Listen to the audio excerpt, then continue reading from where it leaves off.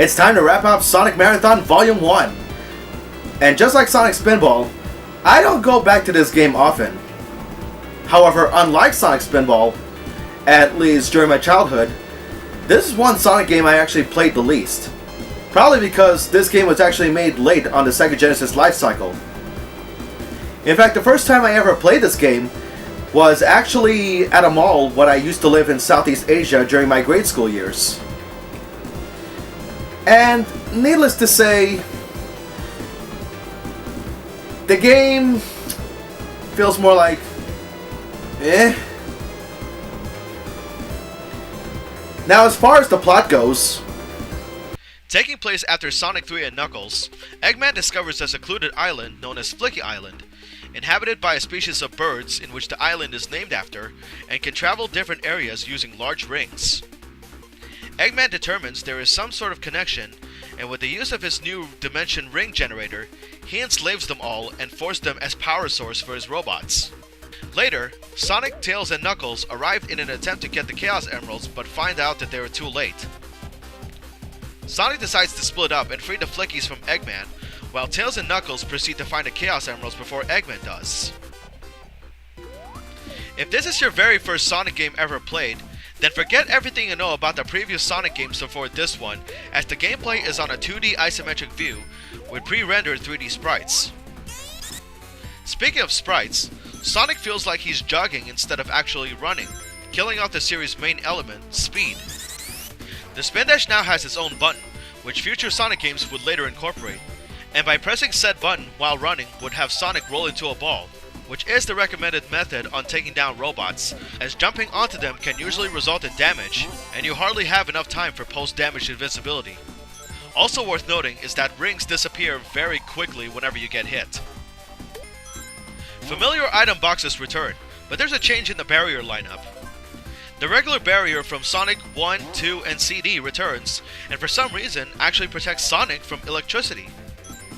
The flame barrier doesn't let Sonic perform the fire dash this time, and instead only grants protection from fire and lava, which is very essential for a stage like Volcano Valley. New to the game is a golden barrier, giving the ability to perform homing attack, which is executed by pressing jump again in mid-air at the nearest enemy.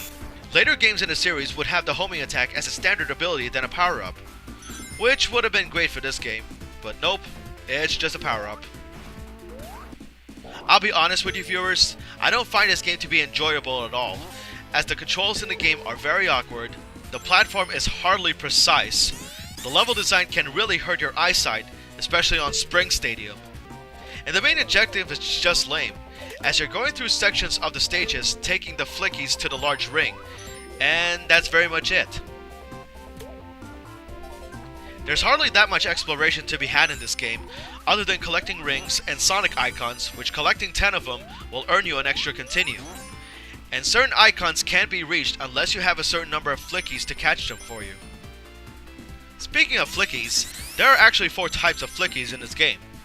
The standard blue ones that are willing to find Sonic, pink birds that function the same way as the blue ones, only they're flying in mid-air, red ones that love to jump back and forth in a spot, and the green ones that occasionally like to avoid Sonic.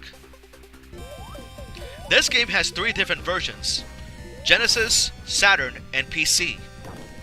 Visually speaking, the pre-rendered models don't mesh that well with the stage designs no matter what the version. Heck, even the models for the heroes are just downright ugly, with Tails being worst of the 3. Look at him! It's like they intentionally wanted him to stick his tongue out. I can say though that the use of color hurts the eyes in the Genesis version, while the Saturn and PC ports colors are much better, save for Spring Stadium, which still sucks! Heck, between the ports, the intro CG video in the Genesis looks very ugly. I know the Sega Genesis has limitations, but just looking at it also hurts my eyes to the point that I found myself skipping the scene entirely, while the Saturn PC ports have a smoother looking CG opening. I will say this right now, that the Saturn version is infamous for its long loading times, as well as the stipulations in earning the Chaos Emeralds. Speaking of which, to enter a special stage, you need to find either Tails or Knuckles in various locations in the first 2 acts of a zone and deposit 50 rings. I will say right now that if you don't have all the 7 Chaos Emeralds before Gene Gadget, then you have to start the game all over again in order to earn them all. They can be very well hidden, and they won't appear in specific spots unless you trigger some things in a different way. Take for example, Green Grove Act 1. For Knuckles to appear, you need to spin dash to the crack wall and launch yourself out of a cannon. For Tails to show up, once you reach the upper level of the stage, keep going left until you descend back to the start of the level, where Tails mysteriously appears. All 3 versions have different special stages. For the Genesis version, you're collecting rings on a bridge while avoiding spikes, and it's the easiest of the 3. Also in this version, you can actually get 2 emeralds in the same zone before completing the act. The Sega Saturn version has you on a half-pipe, similar to Sonic 2, now with speed boosters, and you can roll into a ball to pick up speed when going downward. It's also the closest thing to be 3D at all in this version of Sonic 3D Blast. Bear in mind that in the Saturn version, you can only get 1 emerald per act, as attempting to do so again within the same act will only net you an extra life. But should you fail the special stage the first time, you can actually try to find another ally to give rings and retry it again. The PC version is basically Sonic 2's half-pipe, only without speed boosters and without the ability to roll. And it's also much harder due to poor handling, and Sonic accelerates from 0 to 100 the second you start the level, making it difficult to get rings and avoiding spikes. Like the Saturn version, you also have the stipulation of getting only 1 emerald per act. Despite contrary belief, the Chaos Emeralds will not let you become supersonic. Big mistake on the developer's part. Instead, their purpose is to let you access the final fight with Dr. Eggman, with nothing but a standard black background, although the Saturn PC ports actually does have a background. Sound presentation is probably the only good thing about this game, with some tracks in the Genesis version actually making it to future games like Sonic Adventure.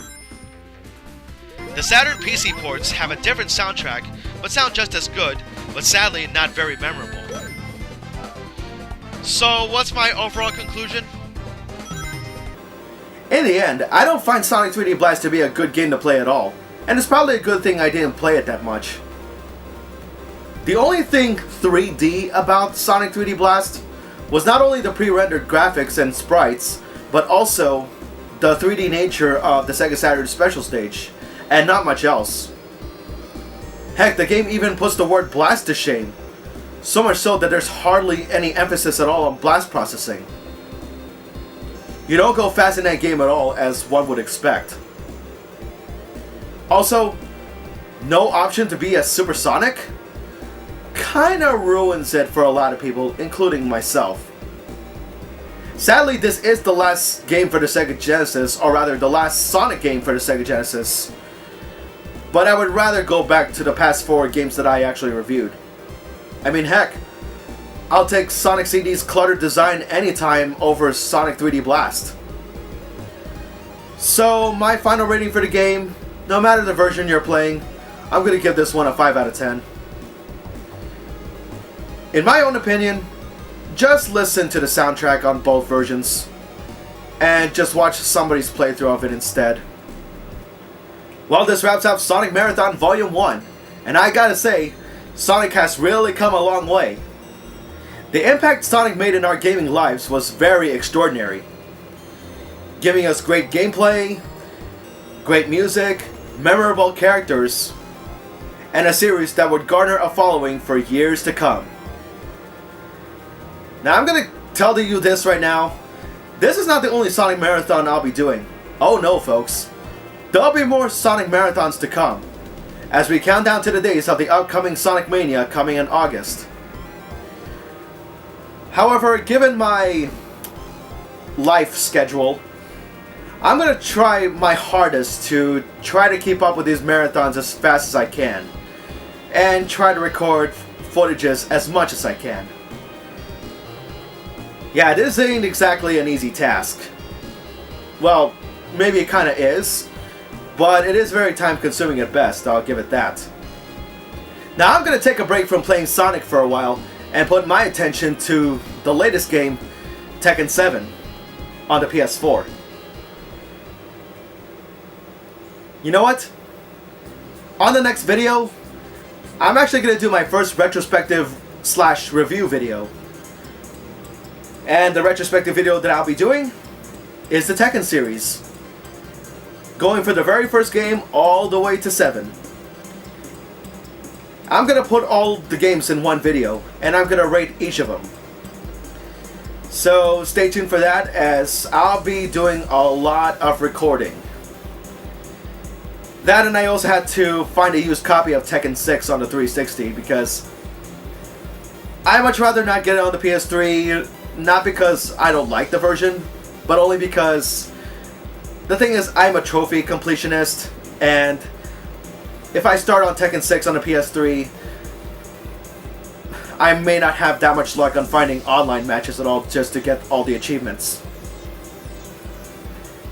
So I'll just record Tekken 6 on the 360 instead. But anyway, I hope you liked my Sonic Marathon Volume 1. Thank you so much for watching. Stay tuned for a future Sonic Marathon, which won't be very long. At least I hope. And stay tuned real soon for the Tekken retrospective review. Until then, this has been Musashi X. I bid you all farewell, take care, and stay tuned.